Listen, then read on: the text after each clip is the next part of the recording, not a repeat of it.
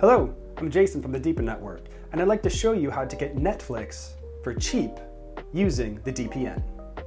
I recommend routing to India to purchase a cheaper Netflix subscription. So head over to DPN mode and then select India.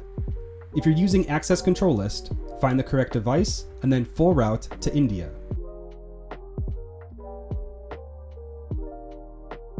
Once you're ready to start, open an incognito window and head over to netflix.com. Make sure that it autocorrects to netflix.com/IN, which is India.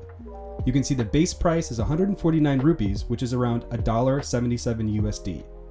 This will need to be a new Netflix account. You cannot change an existing Netflix account. So input a new email address, click Get Started, and then click Next. Add a password, and then click Next, and then you'll need to verify your email address.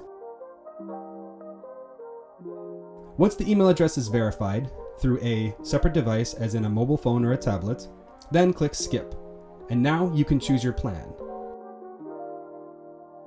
The plan that I will choose is the standard plan, which is 499 rupees a month, or around $5.94. The next step is very simple and very straightforward. Choose the method of payment that best suits you. I will choose a Visa card, input all of my details, click Agree, and then click Next.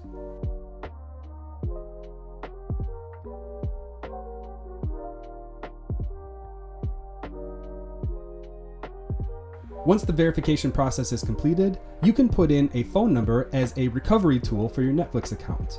I will just click Skip. Then you can choose the devices that you want to use, the language that you want to watch in, local shows that you want to watch, and then you're done. You've just purchased a very cheap Netflix subscription using the DPN and routing fully through India.